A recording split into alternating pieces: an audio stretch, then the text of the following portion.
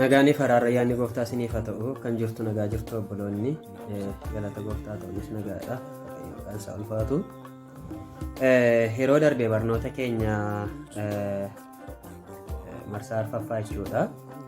Inni dhiiraa gaaffii inni ishee dubaraa yookaan kaadhima isaa ishee dubaraatiif dhiyeessuu qabu kan jedhu qabxii 10 waliin barannee turre. Guyyaa irraa immoo marsaa 5ffaa yookaan kutaa 5ffaa jalatti kaayyoo gaa'elaa kan jedhuti waliin ilaalla. Adaraa keessan obboloota keessaniif sheerii gochuu hin dadhabina. Garee garaa garaa irratti dabarsaatii akka isaan dhaggeeffatan godhaan isinii jedha akka isaan warraa baratanii fi sheer godhaa godhataaf. Tole Waaqayyoon galateeffannee gara barumsichaatii dabarra. Hundaa kan dandeessu yaa Waaqayyo abbaa keenya bara baraan kan jiraattu gaarummaa kee gargaarsa kee hundumaatiif galannii fi siif haa ta'u. Maqaan kee kan eebbifame haa ta'u ulfaadhu ol jedhi ammas nu gargaari ayyaanni kee hafuura keetiin wajjin hin jedhi maqaa gooftaa Yesuus Kiristoosiin ameen. Egaa kaayyoo gaa'elaa kan jedhudha kan nuyi waliin barannu. Kaayyoo gaa'elaa kana keessatti kaayyoo kan qabu gaa'ela qofaa miti. Namni kamuu waan hojjetu hundumaa keessatti kaayyoo hojjetuuf qaba. Namni dhimma amantii yeroo geggeessu kaayyoo geggeessuuf qaba. Dhimma siyaasaa yeroo geggeessu kaayyoo geggeessuuf qaba. Yeroo baratu kaayyoo baratuuf qaba. Inni daldalus kaayyoo daldaluuf qaba. Hundumtuu waan hojjetu kaayyoo mataasaa qaba. Kaayyoo mataasaa qaba. Kana qofaallee miti. Namni fakkeenyaaf namni waan xuraa'aa hojjetu waan hamaa namni hojjetu fakkeenyaaf namni yeroo hundumaadhaa miirri isaa miira ejjaatiin oofamu tokko kaayyoon isaa foon isaa gammachiisuudha yookaan immoo miira isaa gammachiisuudha kaayyoodha jechuudha kun isaa. Akkasuma namni nama ajjeesu tokko diina koon ajjeese jedhee waan yaaduu fi akka kaayyootti fudhata.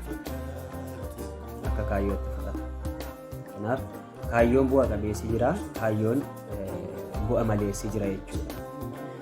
Waaqayyo gaa ilmaan namaatiif gaa'ela dhaabe yeroo jalqabaa Addaamiif akka inni gaa'ela kenne jalqabaa barnoota keenyaa keessatti ilaallee turre. Waaqayyo Addaamiif yeroo gaa'ela kenne dubartii tokko kenneef. Otoo dubartii 2, 3, 4 barbaachisa ta'eeti Waaqayyo maal godha ture? Cinaacha Addaam keessaatii lafee 4 fuudhee jechuudha.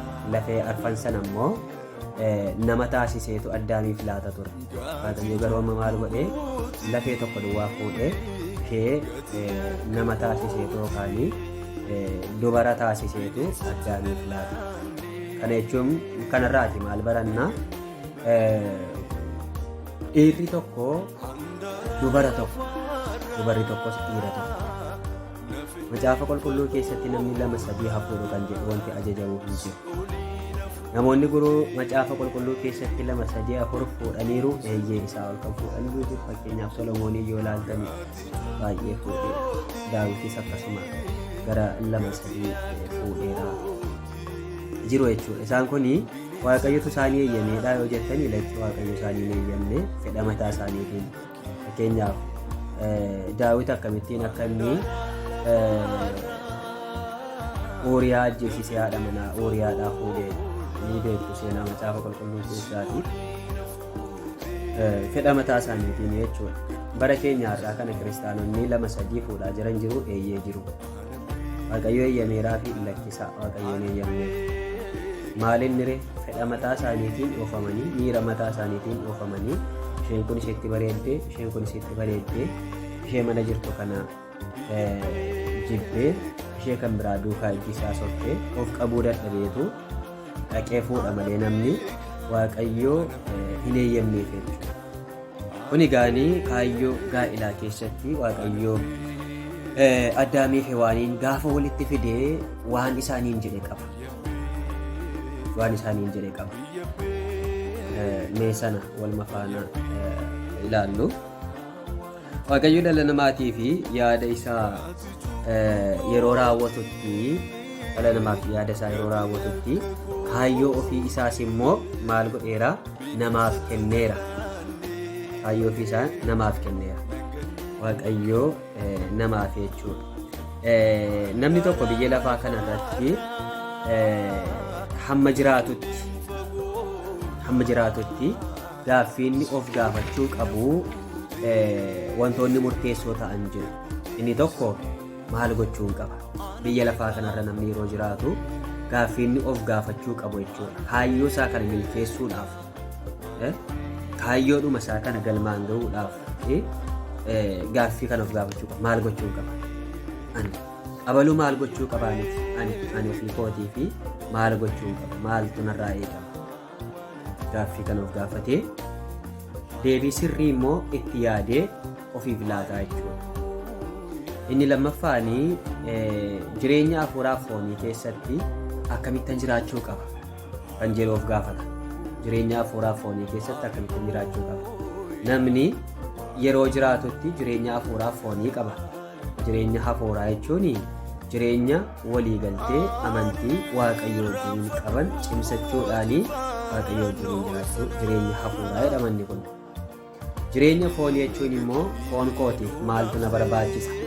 Fuudhuun qaba, qabeenya horachuun qaba, dhala godhachuun qaba, qabeenya qabu kan immoo akkamittan kunuunfachuu qaba, dhala qabu kan immoo akkamittan guddisuu qaba, barachuun qaba, sadarkaa tokkorra gahuun qaba, konkolaataa bituun qaba, mana ijaaruun qaba, maaltu naa ta'uu qaba, maal gochuun qaba. Jireenya foon isaatiifis immoo namni yaada jechuudha. Kun waanuma jirudha. Jireenya hafuuraaf foonii keessatti immoo maal gochuun qaba? Akkamittan immoo deddeebi'uu qaba? Akkamittan jiraachuu qaba? Yeroo tokko tokko namoonni yoo ilaaltanii jireenyi isaanii gartokkeedha. Gartokkee jechuun yookaan gara kan foonii qofatti caalchisaniitu waa'eedhuma foonii qofaa duukaa bu'u. Yookaan immoo gara kan hafuuraa qofatti caalchisaniitu bakka ani waaqumaafan jiraadhaa, ani homaa tokko waa'ee foonii hin yaadu jedhaniitu waa'ee foon isaanii immoo dagatu. Kana jechuun namni jireenya jiraatu keessatti baalaansii ta'uu qaba.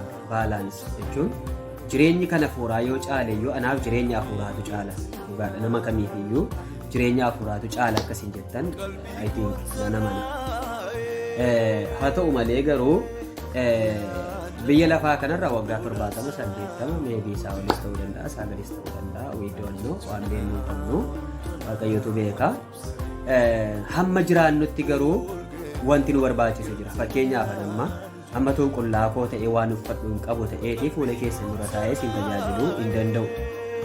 Maaliif qullaaqoo fuula keessan duratti hin ba'uu qaba. Qullaaqoo fuula keessan duratti ba'uun leeyyoodha waan ta'eef hin godhu. Isin tajaajiluudhumaaf iyyuu maal gochuun qaba? Uffachuun qaba. Uffachuudhaaf hojjechuun qaba.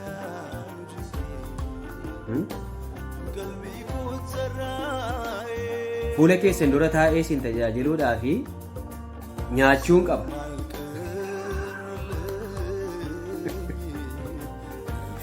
Jechuun utuun nyaatiinis ammatuu garaan koo beela'u amma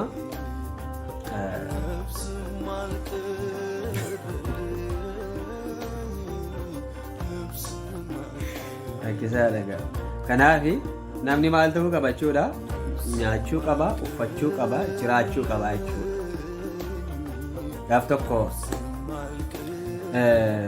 markabarra utuu deemaniiti galaanaan utuu deemaniiti galaana irratti bubbee hamaan isaanitti ta'e ergasii booddee namoonni sun abdii kutannaarraa kan kaase nyaatallee nyaachuu lagatanii jireenyi jibbisiiste jechuudha. Bakka nyaata nyaachuu gaaf kan didan jedhanii Phaawulos maaliif jedhee ooluudhumaaf iyyuu nyaachuu qabdu jedhe argitu.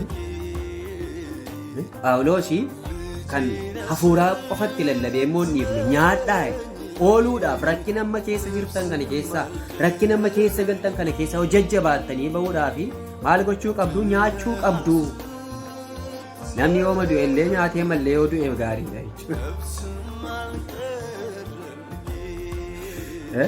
Nyaachuu qabdu. Amma kun waa'ee kan fooniiti. Namoota tokko tokko yoo ilaaltanii bakka mataa kana ceberee godhanii dhumati harka boorsaa keessa naqatanii hojii hojjetanii hojii karaarra deemu yookaan nama gowwoomsuudhaan maal jechuudhaan itti jireenya kana acca barbaranii jiraachuudhaaf yaadu. namoonni tokko tokko immoo baggoo agalgaa'ii nan jedha. Tajaajilaa yeroo guutuu isaa kennee tajaajiluudhaan jedhaniitu hojii qos godhanii ittiin bu'an. Bakka hojjetaa tajaajiluun hin danda'amu. Yoo dhuguma Waaqayyo ati nama yeroo kee guutuu laattee isa tajaajiltu godhee si waameera Waaqayyo yoo ta'e akka Phaawulos fa'aa jechuudha. Yoo nyaattes yoo dhugdes sun homaa tokko yoo nuti bakka maaliifi adaraatu sirra jira, galfatatu sirra jira. Waaqayyo hojii isaatiif adda si baafatee Waaqayyo yoo barbaade nama si kaase immoo nama si sooru, nama si cina dhaabatu, nama si jajjabeessu immoo si kenna. Yoo hin taane immoo hamma lubbuun si keessa jirtutti ergama Waaqayyo sitti laate sana galmaan geessee yoo duute immoo gara abbaa kee dhaqxa jechuudha. Kanaaf jireenya hafuuraaf foonii keenya keessatti maal gochuu qaba? Nuti deddeebi'uu qaba. Kan foonii ajjeesne kan hafuuraa qofa, kan hafuuraa ajjeefne kan foonii qofa jechuurra lachuutti iyyuu hafuurattis gooftaa koo wajjiniin cimee jabaadhee isaa wajjiniin adeemuu, foon koof kan na barbaachisus immoo hojjechuu of ijaaruu isa kana beekuun baay'ee barbaachisaadha jechuudha. Biyya lafaa kanarra yeroo jiraadhuanii maal gochuun qabaa kan jedhu yaaduun maaliifan uumame jedhanii of gaafachuu isa sadaffaa mo'achuu. Maaliifan uumame maaliifan uumame isa Waaqayyoon komatan miti. Yeroo tokko tokko namoonni Waaqayyo maaliif na uumte jedhu hin komatu Waaqayyoon. Uumamuu keetiif Waaqayyoon hin komatin. Atillee irra fayyaa qabda, nagaa qabda. Beebii namni viidiyoo kana dhaggeeffatu harka lama miila lama fayyaa qabaachuu dandeessa. Namoonni fayyaa hin qabnes immoo harka hin qabne miila hin qabnes immoo dhaggeeffachuu danda'u hin beeku. Ilaala. Har'a yoo ilaaltanii yeroo tokko tokko amma warroota qaamni isaanii hir'uu ta'antillee Waaqayyo isaaniitti gammada. Isaanuu maaliifan uumame hin jedhani. Maaliif akkatti na uumte? Maaliif akkatti na goote hin jedhani. Maaliifan uumame isaa ittiin Waaqayyoon komatan sana miti. Maaliifan uumame jettanii of gaafachuu, maaliifan uumame jennee of gaafachuu qabna kanan jedhuu fi isa of komatan miti yookaan immoo isa Waaqayyoon komatan miti. Isa Waaqayyoon komatan miti yookaan isa ofii uumamuu ofii of jibban sana miti jechuudha. Kaayyoo uumamaniif adda baasanii beekuu jechuudha malee. Waaqayyo maaliif na uumeen kaayyoo uumamanii fi adda baasanii beekuudhaaf nama gargaara. Tokko tokko maaliif akka uumame iyyuu hin beeku. Callisee ma jiraata bakka. Jireenya akkasumaanii beektu akkasumatti hin jiraata callisee. Maaliif akka uumame hin beeku. Maaliif akka biyya lafaa kanarra jiru hin beeku. Maaliif akka biyya lafaa kana dhufe hin beeku. Akkasumatti jiraata. Maaliifan uumame jennee yoo of gaafanne kaayyoo uumamne sana bara. Kaayyoo uumamne sana gaafa barree jennu immoo jireenya sirrii jiraanna. Jireenya sirrii jiraanna. Yoo kana hin taane jireenyi keenya akkasumas bu'aa bayii nu duraa ta'a jechuudha. Kanaaf egaan erga waa'ee kana amma kana ilaalleeti kaayyoon gaa'elaa maaliifan jedhu dabarraa. Kaayyoon gaa'elaa gaan namoonni akkaataa garaa garaatiin dhiyeessuu danda'u. Ana akka nuti gootee hubatteetti yookaan immoo kan macaafa subbisaan dhiyeessa. Inni tokkoffaanii kaayyoo gaa'elaa keessatti gammachuun dhala namaa guutuu taasisa. Gammachuu dhala namaa guutuu taasisa. Uumama boqonnaa 2 lakkoofsa 18 irratti maal jedhaa? Addaam gaafa Hewaaniin argate gammachuun isaa hin daballe amma reefuu ta'ee jedhe. Amma reefuu ta'e. Amma reefuu ta'eenii jireenya dura jiraachaa turerra jireenya isaa ammaa kanatti sirriidha. Jireenya isaa ammaan gargaartuu argadhe kan yookaan jireenya sana amma nama of cinatti argadhe nama qaamaan faallaa kooyyuu taate argadhe sana turra naaf gaariidha. Amma duraan Addaam gaafa qobaasaa jiru qobaa masaatii gaafa nama argatee jiru garuu gammachuun isaa hin daballe. Mee beerra namoonni lakki Addaam yeroo sana namumtiyyuu hin jiru bakka namuma wajjin dubbatu, nama wajjin nyaatu, nama wajjin dhugu tokkollee hin qabu. nama wajjin haasa'uu hin qabu, nama wajjin yaada isaa wal jijjiiruu hin qabuu fi akkas jedhe har'a immoo namni guutuudha biyya lafaa kanarraa. Inni yeroo Waaqayyo Addaam yeroo sana akkas jedhee fi barri keenya har'aa kun tokko miti jechuu danda'u. Eeyyee dhugaadha, barri keenya tokko miti. Addaam yeroo sana kophaa isaa lafa kanarra jira. Har'a immoo biyya lafaa kanarraa yoo xiqqaate namoota biliyoona 7 oltu jiraata. Addunyaan kun har'a namaan guutteetti har'a namaan Waaqayyoo fagalata. Haa ta'u malee namni biyya lafaa kanarra yoo buute iyyuu jireenya Waaqayyoo namaaf kenne tokko jiraachuudhaaf yookaan jireenya Waaqayyootti nama waame tokko jiraachuudhaaf immoo namni qaama isaa keessaa jechuun qaama isaa keessaa yookaan qaama isaa kan taate argachuu qaba. Fakkeenyaaf amma haati manaa qaama ofiiti. Akka caaffanni qulqullaa'an jechuudha. Isaan lama miti foon tokko ta'e. Kanaafidha yookiin Waaqayyo kan inni cinaacha Addaam keessaatiif waan hin baaseef malee maal biyyoodhumarraati akkuma Addaamiin uumetti Hewaaniinis biyyoorraa uumee dubara taasiseetti kennuu danda'a ture Waaqayyo. Garuu lamaan isaaniiyyuu tokko akka isaan ta'aniif qaama tokko dhaqna tokko akka isaan ta'aniifi Waaqayyo cinaacha Addaam keessaatii baasee kenneef jechuudha. Kanaaf kaayyoo gaa'elaa keessatti gammachuun dhala namaa guutuu taasisaa jechuudha. Gammachuun dhala namaa guutuu ta'uu kan danda'u yoo gaa'ela qullaa'aa ta'e qabaatanii gaa'ela qullaa'aa. Gaa'elli immoo gaa'eluma ta'eef gaa'eluma ta'eef yookaan immoo namni fuudheedhumaafit immoo gaa'ela sanatti gammadaas miti.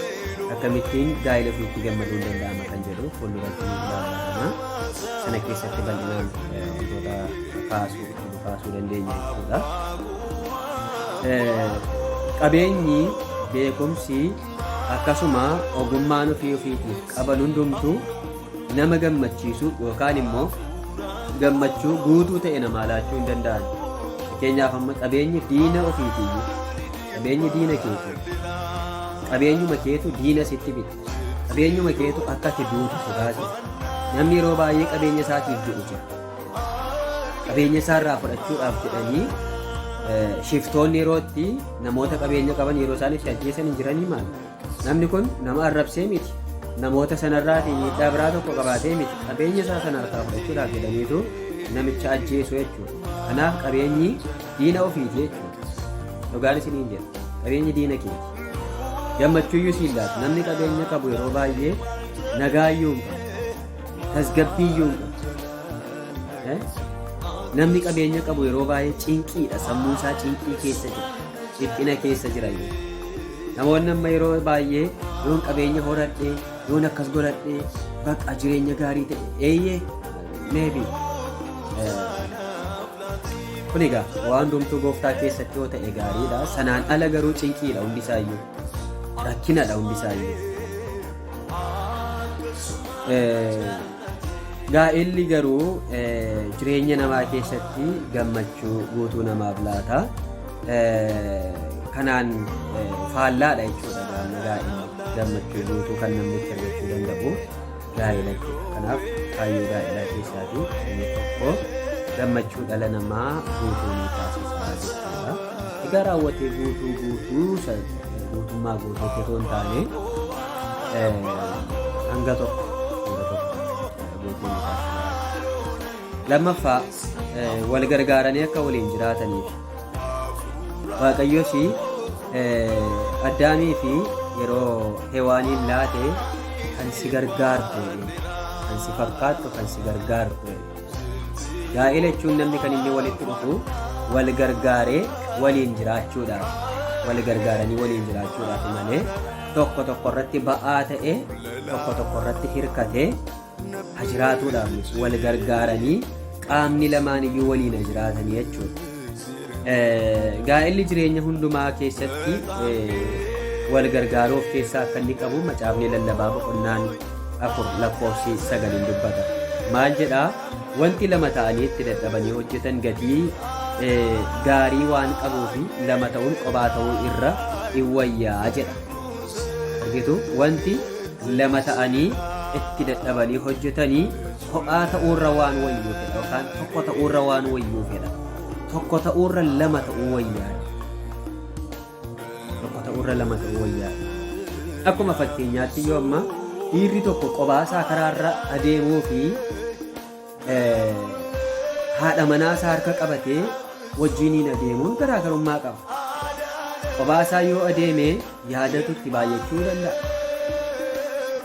Haadha manaasaati wajjin daandiirra yoo adeeme garuu isheedhaa wajjiniin haasa'aa dadhabbii tokko maleellee lafa yaadan ga'uu danda'u. Dadhabbii tokko malee lafa yaadan ga'uu danda'u.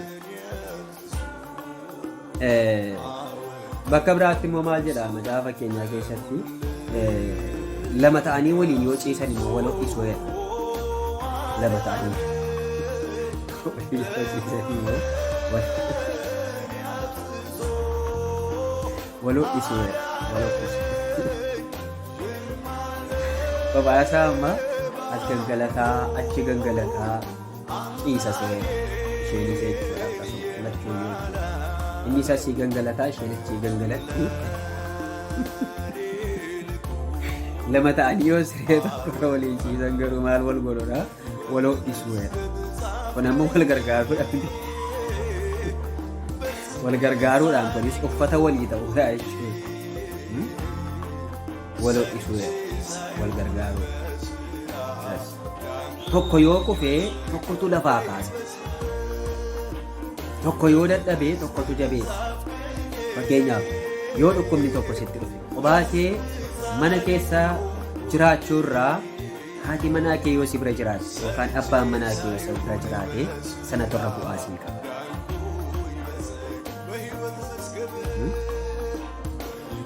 Kanaaf wal gargaaruu inni jedhu kun egaan baay'ee murteessaadha. Keessumaa amma tokko immoo dubarri tokko yoo heerumte bakka akka barbaade ta'ee naa jiraachisu isheen irraa keessumaatii qabeenya ilaalti innis qabeenya ilaala akka ta'ee naa jiraachisu maal Oromoo dhatte moo waan isaa horataa baate moo achi kan inni akka ta'u ta'ee si jiraachisu xorataa dhatte xorataa baate hojjettu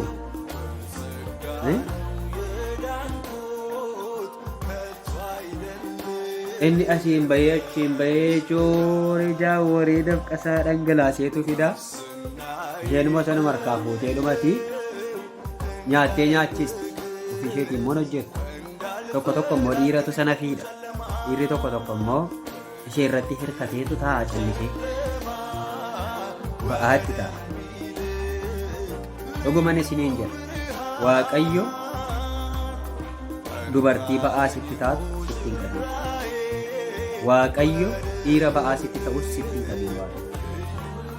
Akkatti illee afaa kanaan dura dubbadheera ammas waa'ee akkatti afaa bakka jechuun cinqii isaarra maal jechuun namni sii beeka tasaa kophaa kee jirtu sana jechuudha. Garuu humaatii dhufee ba'aa gudeelcha sirratti ta'a yoo ta'e gudeelcha jedhu biyya keenyaatti jirma gudeelcha ba'aa sirratti ta'a yoo ta'e maalli faayidaan isaa sana? Lamaan isaaniiyyuu qaamni lamaaniyyuu wal gargaaranii waliin hojjechuu. Fakkeenyaaf amma barri keenya ammaa kuni bara gaarii. Dura ammaa dhiirri ol darbee kushiinaayyuu ol darbee dhaqee waa hojjechuu hin danda'u. Har'a garuu galata waaqaa ta'uu dhiirri kushiinaa darbee hojjechuu ni danda'a. Duris gowwummaadha yookaan immoo wallaalummaadha malee namni kun hojii dubaraatii kun immoo hojii dhiiraa jedhee addaan qoodee jiru.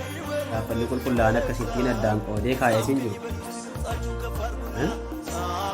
Hojii dhiirri hojjetu dubarri hojjechuu dandeessi. Hojii dubarri hojjetu immoo dhiirri hojjechuu ni danda'a. Maalni rakkoon isaa maal? Rakkoo maalii qaba? Fakkeenyaaf dhiirri mana keessaatii hojjechuu danda'a. Biddeena tolchuu danda'a. Qaanii hin qabu. Buna danfisuu danda'a. Qaanii hin qabu. Mana qulleessuu danda'a. Huccuu miicuu danda'a. Qaanii hin qabu jechuudha. Hojii dhiisuutu qaaniidha malee hojii hojjechuun qaanii miti. tokko ammaa dhiirri tokko eemayyuu bishaanii fudhatu bishaan sana naaf ni meedha taate maaliif immoo kaatee yoo fudhatte gamaan rakkoo maalii qaba maal taate bishaan sana naaf ni jedhaan isheen takka as fiiddii takkatti fiiddii takka isa kanatti fiiddii takka isa sanatti fiiddii ka'ee mallee bishaan illee fudhatu akkuma waan garadii bitate yookaan immoo hojjettuu qaxarateetti kanatti fidimee sana fidimeedha taate kanaaf wal gargaaruun barbaachisaadha jechuudha kun kaayyoo gaariidhaati. Sadaffaa ijoollee waliin akka godhataniif egaa ijoollee godhachuun seera uumamaa qonnaa tokko lakkoofsa 20 akkasuma faarfannaa macaafa faarfannaa keessattis ijoolleen kennaa waaqayyooti namni dargaggummaa isaatti isaan kana mana guuttatee akka nama xiyya qabuutu maayedha xiyya jabaa egaa ijoolleen godhadhannee foonaafis miti gaa heerumnaafis miti sun kaayyoo gaa'elaa keessatti 50-50 ilaaluu qabna sababni isaa dhabuunis hin danda'ama dhabuunis hin danda'ama fayyisuun hin hawwatiin malee dhabuunis hin danda'ama argachuunis dhabuunis hin danda'ama sun harka waaqaa keessaa kan ba'u yookaan waaqayyo kan namaa kennu yoo waaqayyo namaa laate ijoollee godhachuu yoo inni nama dhowwate immoo kadhachuudha jaalala isaa ta'e yoo inni kenne yookiin yoo inni kennuu dhiise immoo gaa waaqaa wajjiniin waraanan dhandhu waaqaa wajjin waliin lollu galata kennee mati immoo walii keenyatti gammannee immoo jiraannaa jechuudha kamaal jedhee isheenoo dhala godhachuu diddeedhanii hiikanii eeganii kan biraa fuudhanis dogoggoraa yoo isatu rakkoo qabate immoo inni dhala godhachuu hin danda'u rakkoo qabatanii irraa adda baanii dhaqanii kan biraatti heeruumuunis dogoggoraadha jechuudha maaliif Abrahaamii fi Saaraanii amma bara dulluma isaaniitti waliin jiraatanii malee dhala dhabneedhaan waliin himu waan ta'eef namni macaafa qulqulluu keessaa dhala dhabnee jedhee waliin waan hin jirree fi waan caaffanni qulqullaa'aa keessa hin jirre jechuudha akka waaqayyoo eeggachuudha. Inni arfaffaanii jireenya kophummaa keessaatii bahuudha. Kaayyoon gaa'elaa jireenya kophummaa keessaa bahuudha. Kophummaan jireenya namaa fi diina isa guddaadha. Namni kophaa jiraatu bu'a qabeessa ta'uu hin danda'u. Hangam yoo qabeenya qabaate illee namni waaqaa gaditti namni yookaan namni isa gargaaru ni barbaachisa. Macaafa lallabaa boqonnaa 4 lakkoofsa 8 irratti maal jedha? Namni kophaa jiraatu tokko ilma yookiin obboleessa kan hin qabne kana hundumaa irratti iyyuu dadhabbiin isaa dhuma kan hin qabne badhaadhummaa isaatiinis naga'a hin jenne yoo ta'e namni kun eenyuufan dadhabee hojjedha maaliifan gammachuu wayii jedhaa namni kophaa jiraatu yookaan obboleessa yookaan obboleessi yookaan qaama biraa tokko kan jiraatu hin qabne badhaadhummaan isaa immoo guddaadha yoo ta'e maaliifan dadhabee hojjedha biyyee kan namatti dabarsullee waan ta'eef homaa tokkollee gatii hin qabu jechuudha.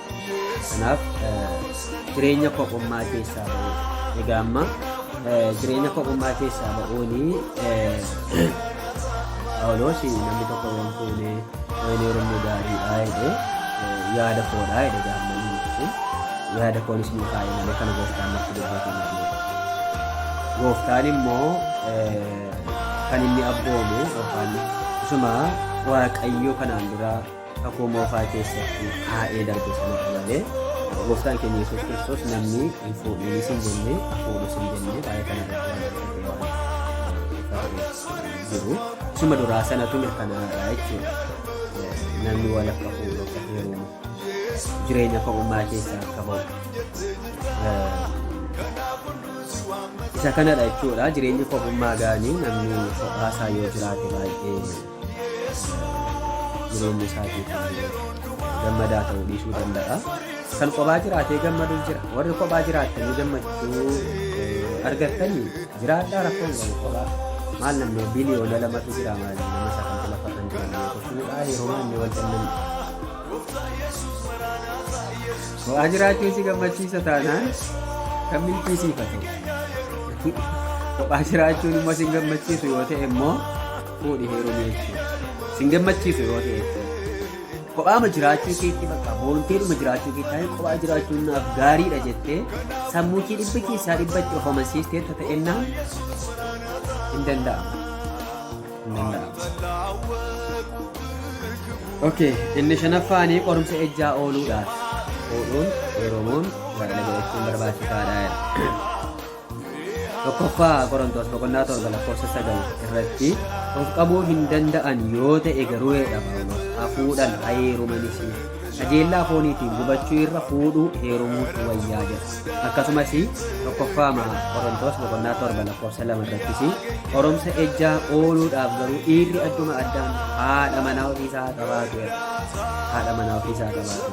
qorumsa ejjaa. Keessumaa amma namni tokko gaafa gaa'ela godhatu qorumsa ejjaarraatii bilisa ba'a. Isheen gaafa heerumtu qorumsa ejjaarraa bilisa baati. Fuudhee kan irraa bilisa hin baane immoo jira. Heerumtee kan irraa bilisa hin baane immoo jira. Fuudhee haadha manaa mana kaa'eetu bakkeedhaati immoo mandara keessa kan fiigu jira. Heerumtee abbaa manaa manatti dhiistee bakkeedhaa immoo isa kana duukaa teessisame duukaas immoo kan fiigdu jirti jechuudha. Inni kun egaa kun saffisaadha.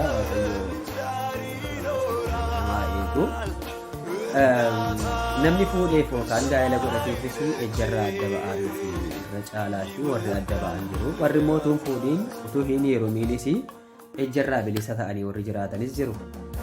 Warri immoo fuudhanii heerumanii abbaa manaa haadha manaa qabanii ejjarraa bilisa ba'uu dadhabanis immoo jiru baay'een isaanii. Kanaaf maal gochuudha ree? Dubbii waaqayyootiifis abboomamaa deemu. Fuudhuu heerumuu qofti gahaadha osoo hin taane dubbii waaqayyootiif gaafa abboomamne sagaleen waaqayyoo maal naan jedha yoo jenne isa sila waan sadii ilaalle jechuudha. Maaliifan uumame biyya lafaa kanarratti akkamitti jiraachuu qaba, jireenya foonii fi hafuuraa keessatti akkamitti deddeebi'uu qaba, maal gochuu qaba kan jedhu sana sanatti gaafa deebinu waaqayyo maal nurraa barbaada? Akka nuyi isa fakkaannee isaa wajjin jiraannu nurraa barbaada. Waaqayyo akka inni nurraa ta'e isa kana. Sababa kana ta'ee jiruu fi kaayyoo waaqayyo yaada waaqayyo kana galmaan gahuutti nu geessaa jechuudha. Fuunee tasgabboofnee sodaa waaqayyo keessa gallee dubbii waaqayyo kanaaf abboomamaa jiraannu yoo ta'e jireenya ejjaarraati waan adda ba'ee gaa'ela keessa qabaannaa. Kanaaf kaayyoon gaa'elaarra waan ilaallee waa kan ilaalle jechuudha. Jaalala waaqayyoo yoo ta'e yeroo biraa immoo gahee abbaa manaa fi haadha manaa kan jedhufi waliin baranna. Gaaffii yoo qabaattan waan isin danda'u jiraatu gaafachuu dandeessu. Waaqayyo galateeffannaa. Yaa waaqayyo galateeffannaa. Dubbii kee waan nutti dubbatuuf yaada. Sagalee kee waan nutti dubbatuuf bara keenya hundumaatti wajjin sagalee sirraa baranne kanatti jiraachuu akka dandeessu jireenya keenya keessatti akka dandeenyu yaadni keenya isaa